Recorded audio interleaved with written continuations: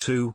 An incomparable alliance. Marx had to thank more than his own tremendous powers for the victory of his life. According to human judgment, he must have gone under in the struggle in one way or the other but for the friend he had in Engels, whose self-sacrificing loyalty we are beginning to understand only now that the correspondence between the two friends has been published. Their friendship is without equal in history, which can show many cases of famous friendships, the friendships of men whose life's work was so closely connected that it can no longer be divided into thine and mine, and German history can show such cases also. But always there has remained some trace of willfulness or obstinacy, or even no more than a secret objection to abandoning completely the individual personality, something which in the words of the poet is the highest prize of the children of this earth. In the last resort Luther regarded Melanchthon as the faint-hearted scholar, whilst Melanchthon regarded Luther as a raw peasant, and one must be the willing victim of obtuseness not to detect the underground note of discordancy between the great minister of state and the little councillor in the correspondence which passed between Goethe and Schiller.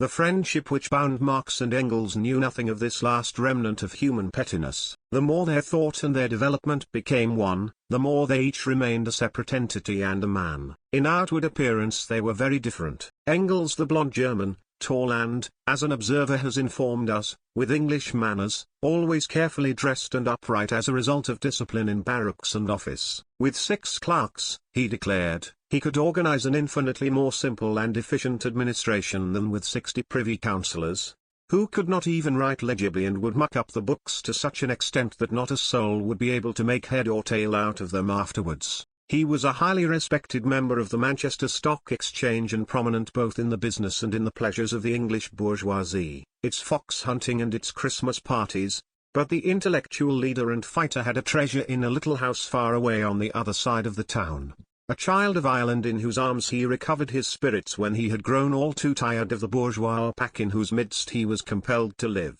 Marx on the other hand was stocky and powerfully built, with dark, flashing eyes and a lion's mane of jet-black hair which indicated his Semitic origin. His bearing was careless, the troubled father of a family. He stood aloof from the business life of the metropolis. He exhausted himself in intellectual labors which hardly left him time to swallow his meals, and which lasted far into the night, undermining his constitution. He was an indefatigable thinker for whom thought was the highest pleasure, and he was a worthy successor of Kant, Fichte and particularly Hegel, whose words he often repeated with pleasure. Even the criminal thought of a scoundrel is loftier and more magnificent than all the wonders of heaven, only that Marx's thought strained forward ceaselessly towards fulfillment in action. He was unpractical in small matters, but more than practical in great ones. Much too inept to manage a small household, he was incomparable in his genius for raising an army and leading it forward to change the face of the earth. Style is said to reveal the man, and they were different as authors also. Each was a master of language in his own way, and each was a brilliant linguist who had mastered many languages and even dialects. In this respect Engels achieved even more than Marx, but when he used his mother tongue, even in his letters, not to speak of his books, he kept a tight hand on the reins and permitted no stumbling either to right or left into foreign pitfalls, whilst at the same time carefully avoiding the potholes of the Teutonic purists and language reformers. He wrote easily and with a light touch, and his prose is so limpid and clear that at all times one can see through the running stream of his words to the very bottom. Marx, on the other hand, wrote with less care and greater difficulty. In his early letters, like those of Heine, one can feel the struggle for mastery, and in the letters of his later years, particularly in those he wrote after he went to England,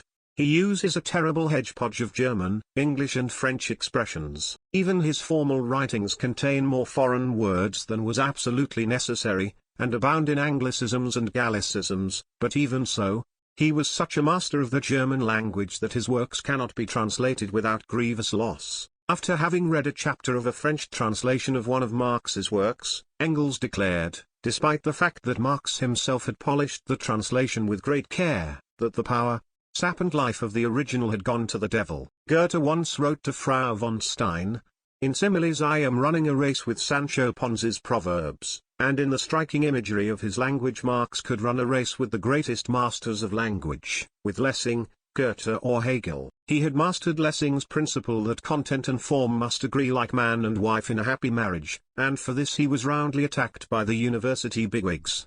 From the veteran Wilhelm Rorschach to the youngest university lecturer, who overwhelmed him with the crushing accusation that he succeeded in making himself understood only vaguely and with a patchwork of similes. Marx always dealt with questions in a way which left food for fruitful thought for his reader, and his language was like the play of the waves on the purple depths of the ocean. Engels always recognized the superior genius in Marx, and he never aspired to play anything but the second fiddle to the other's lead. However, Engels was never merely Marx's interpreter or assistant, but always an independent collaborator, an intellectual force dissimilar to Marx, but his worthy partner. At the beginning of their friendship, Engels gave more than he received on a very important field of their activities, and 20 years later Marx wrote to him, "You know that, first of all, I arrive at things slowly, and, secondly, I always follow in your footsteps." Engels wore lighter armor and was able to move more quickly. His eye was keen enough to see the decisive point of any question or any situation immediately. But he did not penetrate into things deeply enough to see all the pros and the cons of the matter at once. For a man of action such a capacity is a great advantage, and Marx never made any political decision without first consulting Engels, who invariably hit the nail on the head. In accordance with this relation between the two men, therefore, the advice which Marx sought and received from Engels in theoretical questions was not as fruitful as that he received in political matters, for in the former Marx was usually ahead of his friend, and there was one piece of advice in particular to which Marx invariably turned a deaf ear. It was when Engels tried to persuade him to finish off his scientific work quickly. "Don't be quite so conscientious with your work. It will be much too good for the general public in any case. The great thing is that you should finish it finally and have it published. The weak points which you may be able to see will never be discovered by the fools in any case." This advice was typical of Engels, just as the refusal to follow it was typical of Marx. From all this we can see clearly that Engels was better able to cope with daily journalistic work than was Marx, who once described his friend as a positive encyclopedia, ready for work at any hour of the day or night, full or sober, quick at writing and as active as the devil. It would appear that after the Neue Rheinische Review ceased publication in the autumn of 1850, the two friends had a new joint project in view in London. At least, Marx wrote to Engels in December, 1853. "If we had started the English correspondence business in London in good time, you would not be in Manchester now, plagued with business worries, and I should not be plagued with debts." The fact that Engels preferred to take a job in his father's firm rather than rely on the correspondence business was probably due to the dismal situation in which Marx found himself at the time, and to the hope that things would improve, rather than to any intention of devoting himself permanently to damned commerce. In the spring of 1854 Engels once again, but for the last time, considered abandoning business and going to London to take up writing. And at about this time he must have decided to bear the hated yoke permanently in order to assist his friend and at the same time to preserve the greatest intellectual force of the party. Only under such circumstances could Engels have made the sacrifice and Marx have accepted it. Both the offer and its acceptance presuppose the same degree of high-minded selflessness. In due time Engels rose to be a partner in the firm, but until he did so his own financial situation as a simple employee of the firm was none too rosy. In spite of this, from the first days of his stay in Manchester he assisted Marx to the best of his ability, and he never grew tired of assisting. £5 notes, £10 notes, and, later on, even £100 notes, constantly went from Manchester to London. He never grew impatient even when his patience was occasionally subjected to a greater strain than was absolutely necessary by Marx and his wife, whose ideas of how a household should be run would appear to have been none too modest. Even when on one occasion Marx had forgotten all about his indebtedness on a note and was extremely and unpleasantly surprised when it matured, Engels hardly showed any despair at the unpractical nature of his friend. Or when on another occasion he once again placed the family finances on a new footing and Frau Marx, out of false consideration for him, concealed a whole budget of debts in the hope of being able to pay them off herself by saving on the household money. Whereas in reality the old privations and difficulties began all over again in consequence. He left it to his friend to enjoy the somewhat pharisaical satisfaction of complaining about the folly of women who obviously needed to be on leading strings all the time, and contented himself with the good-humored exhortation, "See to it that it doesn't occur again." Not only did Engels drudge for his friend during the day in his office and on the stock exchange, but he also sacrificed the greater part of his leisure hours in the evening, often working far into the night. In the beginning he did so in order to draft or translate the letters for the New York Tribune because Marx did not have a sufficient command of the English language for the purpose. But when this reason was no longer valid he still continued his silent cooperation. But all this fades into insignificance when compared with the greatest sacrifice of all. His voluntary abandonment of all hope of attaining that measure of scientific achievement which would have been his as the reward of his tremendous capacity for work and of his rich talents. In this case also, it is the correspondence between the two men which gives us a real idea of the situation, even if we consider only the military and language studies which Engels pursued. Partly from inclination and partly owing to the practical exigencies of the proletarian struggle for emancipation. Although he hated autodidacticism, it is always nonsense, he wrote contemptuously, and although his method of scientific work was thorough, he was no more a mere armchair scholar than Marx.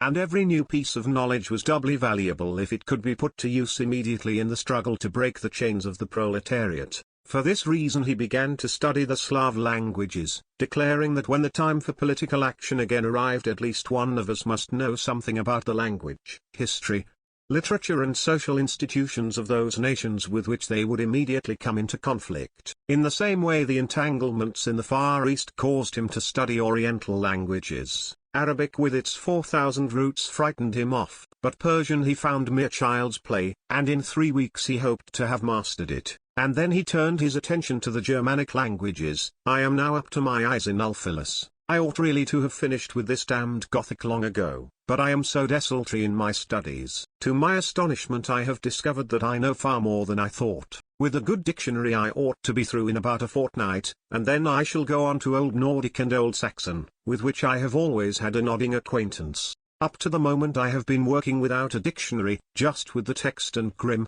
The old fellow is really marvelous. When the Schleswig-Holstein question became acute in the 60s he went in for a little Frisian English Jutish Scandinavian philology and archaeology.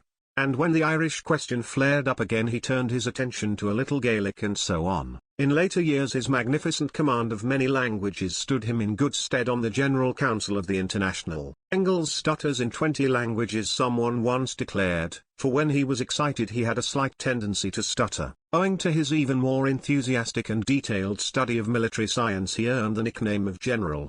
In this case also an old inclination was encouraged by the practical necessities of revolutionary politics. He reckoned with the enormous importance which the parti militaire must have in the coming movement. Those officers who had gone over to the side of the people in the years of the revolution had not turned out to be altogether satisfactory. This mob of military men possesses an incredibly disgusting coarse spirit, he declared on one occasion. They hate each other like poison and envy each other the slightest distinction like schoolboys, but they stand together like one man against the civilians. His aim was to master military science sufficiently to permit him to say a word or two in theoretical military matters without making a fool of himself. He had hardly settled down in Manchester when he began to swat up militaria, beginning with the most ordinary and humdrum matters such as are demanded in the examinations for cadets and subalterns, things which for that reason are usually taken for granted.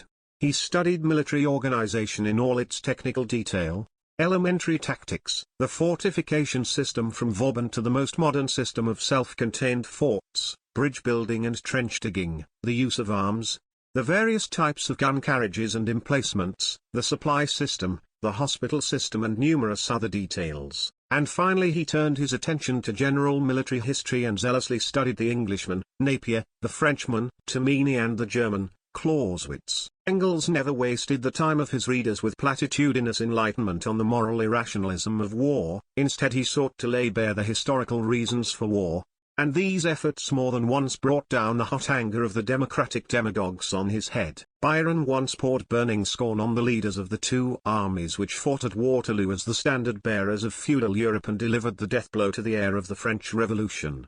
And a happy chance caused Engels to give a historical sketch of both Wellington and Blucher in one of his letters to Marx. Although the frame is limited, the sketch is so clear and concise that even taking the great advance of military science into account it would hardly be necessary to alter as much as a line even today. Engels also worked gladly and arduously on a third field, that of natural science. But here too he was fated never to put the finishing touches to his investigations during the long decades in which he performed task work to clear the way for the intellectual labors of a still greater man. It was a tragic fate, but Engels never whined, for sentimentality was as foreign to him as it was to his friend. He always considered it the great good fortune of his life that for 40 years he was able to stand shoulder to shoulder with Marx, even at the cost of being overshadowed by the greater figure.